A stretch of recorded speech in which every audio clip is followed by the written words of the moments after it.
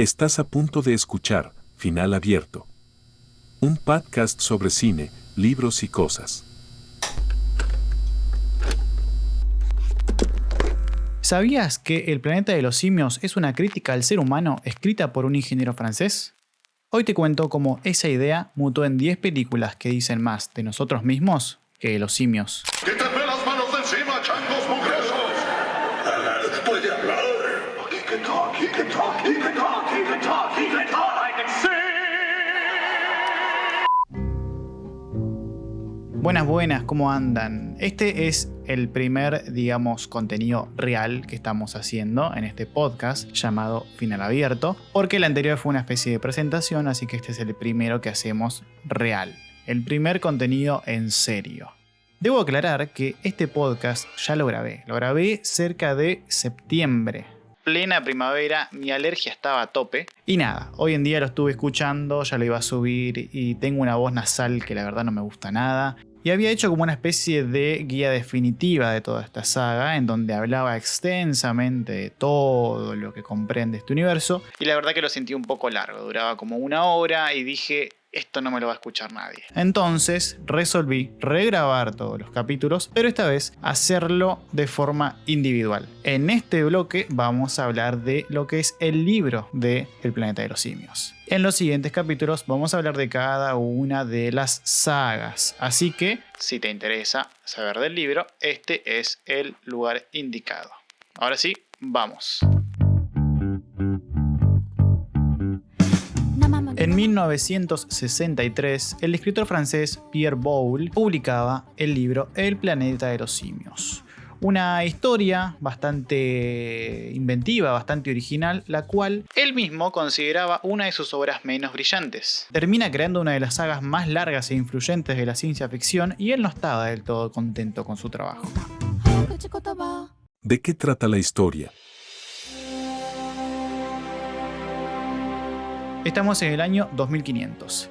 3 personas, Ulises Meró, el profesor Antel y el físico Arthur Levine, viajan rumbo al cinturón de Orión, a 300 años luz de la Tierra, cerca de la megaestrella Betelgeuse. Caen en un planeta llamado Soror. Ellos entienden que se desvían del camino y caen en este planeta. Soror en latín significa hermana, pequeño dato, ¿no? Ahí juego de palabras por parte de Pierre Boulle. Todo parece bastante parecido a la Tierra, con una pequeña diferencia. Los simios son la especie dominante. Ellos hablan, piensan, tienen tecnología, ciencia, política, y en cambio, en contraposición, los humanos son prácticamente bestias. Ni siquiera tienen un lenguaje propio. Es básicamente una inversión total de los roles. El protagonista, Ulises, vive 1001 situaciones dentro de esta sociedad simia hasta que finalmente escapa y vuelve al espacio. Me spoileaste. El concepto spoiler no es un concepto de cinéfilo, no es un concepto de alguien que ama el cine, no es un concepto de un lector, no es un concepto de un espectador, es un concepto de un empresario que está viendo cómo vende algo y tiene miedo que se lo arruinen para que no se venda. El libro presenta una historia enmarcada que nunca vimos en las películas. Hay 2 viajeros espaciales, claramente mucho tiempo en el futuro, que encuentran una botella flotando en el espacio, metáfora a lo que era tirar una botella al mar, a ver quién la encontraba con un mensaje adentro. Es lo mismo, pero con la idea de en el espacio. Y adentro de esa botella había un manuscrito, el relato de Ulises Meró. Ese manuscrito es lo que nosotros leemos como la novela. Es un recurso literario llamado algo así como metaficción o cuento dentro de cuento. Y es interesante que todavía nunca se adaptó en el cine este pequeño detalle, que si bien no cambia en grandes rasgos la historia, le da un toque particular que capaz en buenas manos termina dando una escena interesante. Ahora, ¿a qué loco se le ocurre esta historia en la década del 60, no? Pierre Boulle. Pierre Boulle. Pierre Boulle. Pierre Boulle. Pierre Boulle. Este chabón tuvo una vida bastante interesante, bastante de película. Te diría que su historia de por sí ya es digna de una película, un libro o algo. Porque este muchacho nació en Avignon en 1912, en Francia, obviamente, y se recibió de ingeniero. Allí trabajó en plantaciones de caucho. Y acá hay un salto que no entiendo bien qué pudo haber pasado. Cuestión que en la Segunda Guerra Mundial se desarrolló como un agente secreto. No termina acá. El tema es que lo capturan y termina haciendo trabajos forzados. Y de esa experiencia salió su primer gran novela, que es El puente sobre el río Kuwai, que también tiene una película, una multipremiada película, seguramente la hayan visto o al menos hayan escuchado hablar de ella. And the winner is The Bridge on the River Kwai. Y después de eso, se retira totalmente de todos los trabajos de ingeniería, de agente secreto y todo, y se dedica a escribir hasta que muere en el año 1994. Es bastante contemporáneo a nosotros, no es tan lejana su existencia, ¿no? Todo esto de los viajes al espacio y toda la cuestión. Ya en ese momento empezaba a haber teorías, hipótesis y todo ese tipo de cosas, y el muchacho iba agarrando esas influencias y con eso desarrollaba sus historias. Ahora, El planeta de los simios tiene otro punto fuerte, que es el contexto en el que nace, el cual está muy cargado de cosas. Por un lado estaba la Guerra Fría desarrollándose. Por otro lado, de la mano de la Guerra Fría venía todo el tema de la carrera espacial entre básicamente la Unión Soviética y Estados Unidos, a ver quién llegaba primero a la Luna y bla bla bla. That's one small step for man, one giant leap for mankind. También aparece lo que se conoce como la paranoia nuclear. Con todo esto de Hiroshima y qué sé yo, la gente quedó con cierta paranoia de, che, en cualquier momento viene cualquiera y nos tira una bomba nuclear y nos vemos. Y todo esto, combinado con las experiencias que ya comenté, que tuvo Pierre Boulle en su vida, generaron esta especie de aventura espacial filosófica que de alguna forma intenta dar un veredicto o una idea de lo que puede pasar con el ser humano en el futuro, según la visión, la mirada del autor. ¿Cómo está escrito?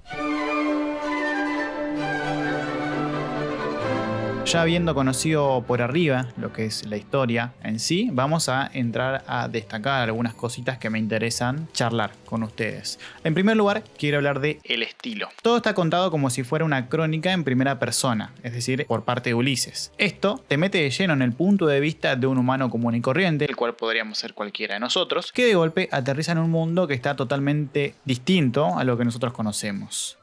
El tono del libro mezcla aventura con sátira, con una crítica social bastante filosa. Boulle se da el gusto de ironizar sobre la política, el progreso y hasta el peso de la opinión pública, que aparece como más poderosa incluso que cualquier otra autoridad, lo cual, si te pones a pensarlo, estaba bastante en lo cierto. Lo que se conoce como el cuarto poder, los medios, aprovechan bastante bien esta idea del peso de la opinión pública, porque si sabes manipular la opinión pública, tenés bastante más a tu favor. Y en los pasajes más científicos, aunque usa un lenguaje bastante técnico, siempre trata de que sea entendible. Es decir, yo no soy científico, no sé mucho de biología, no sé mucho de física, no sé mucho de estas cuestiones técnicas. Sin embargo, pude entender todo lo que intentaba explicar el autor. Así que, si yo lo entendí, cualquiera lo puede entender. No es un libro para nada complicado. Estás escuchando Final Abierto.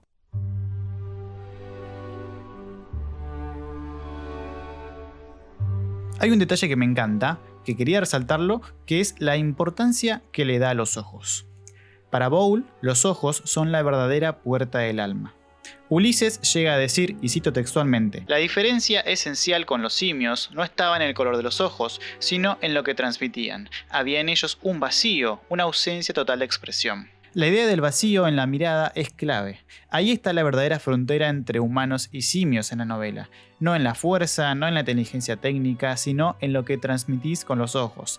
Si mal no recuerdo, en la adaptación del 2014, la última, la de César, se hace una mención a esta idea, resaltando los ojos de los simios que tienen inteligencia, que se hacen medio verdosos. Y ese gesto me pareció muy interesante porque es algo que no se había destacado en las películas anteriores, y acá es como que toman, y bueno, si bien no lo dicen textualmente, mirada del vacío y bla bla bla, de alguna forma te dicen, che, en la mirada podés ver que está la diferencia.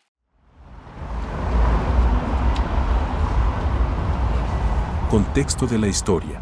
Acá se plantea una ciudad de los simios muy parecida a lo que sería Estados Unidos en los años 60, más o menos aproximadamente. Hay electricidad, hay autos, hay aviones, hay industrias, pero todavía están medio verdes en lo que es exploración espacial. Así que podemos más o menos acoplarlo a esa etapa de Estados Unidos, ¿no? Sin embargo, en lo que corresponde a lo biológico y a lo médico, sí, es como que se profundiza más en la experimentación, en las investigaciones, sobre todo usando a los humanos como sujetos de prueba, haciendo un un paralelismo con nuestra cultura, ¿no? Que utilizó mucho tiempo y sigue utilizando simios y monos para probar cosas antes de ponerlo en humanos. Y otra cosa interesante es que no hay una guerra, no hay guerras. Es un mundo medianamente civilizado, podríamos decir, ya que se organizan en un sistema político global gobernado por un triunvirato con representantes de cada facción simia. ¿A qué me refiero con facción simia? Básicamente, en esta historia hay 3 tipos de monos: gorilas, orangutanes y chimpancés.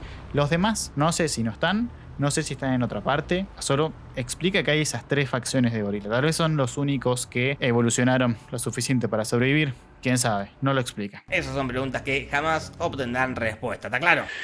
Ok, polilla. Y por último está Nova. ¿Quién es Nova? Y de Florencio Varela es el Nova y te resuena. Es una humana que va a acompañar a Ulises en todo su recorrido, pero lo interesante es que esta humana es local de Soror, es decir, una humana que no habla. Sin embargo, de alguna forma logra entenderse con Ulises y Ulises logra enamorarse, de alguna forma podríamos decir, de ella. Incluso tienen un hijo a lo largo de la historia. Así que podemos decir que están enamorados, o podemos decir que al menos entienden lo suficiente como para formar una familia juntos. Ponele. Lo más memorable. Algo que quiero destacar de la historia es que cuando se nos revela cómo es que los simios tomaron el poder, toma un camino bastante arriesgado. Pensemos que esto fue hace 60 años por lo menos. Lo que plantea es que los simios aprendieron todo de los humanos. Fueron imitando, fueron cada vez aprendiendo más cosas. Y esa disciplina de imitación y aprendizaje es lo que les dio la ventaja, mientras que la pereza y la decadencia intelectual condenó a nuestra especie. Básicamente dice que nos agarró fiaca mental y nosotros fuimos involucionando y el mono fue evolucionando hasta que un punto se invirtieron los roles y nosotros nos convertimos en sus mascotas, básicamente. Un poco está pasando, no con los simios, que ya los dominamos por completo, pero sí con la tecnología. Cada vez hacemos menos, cada vez la tecnología nos reemplaza en más tareas, principalmente cognitivas, que es lo que nos separa de los animales. En definitiva, el planeta de los simios no es solo una aventura. Es un espejo que te pregunta hasta qué punto nosotros mismos no estamos cayendo en la misma trampa de la comodidad, dejando que otros, o incluso la tecnología, ocupen nuestro lugar.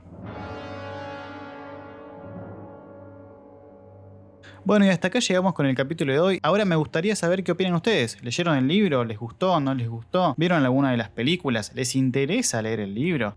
Me lo pueden contestar en cualquiera de mis redes, en Instagram como @pan_lactal y en YouTube como soy panlactal. Gracias por escuchar hasta acá, espero que me acompañes en los próximos episodios, te mando un abrazo enorme donde sea que estés y espero que sean mirando una buena peli. Nos encontramos en el próximo episodio. ¿O no? Porque esto es un final abierto, ¿viste cómo es?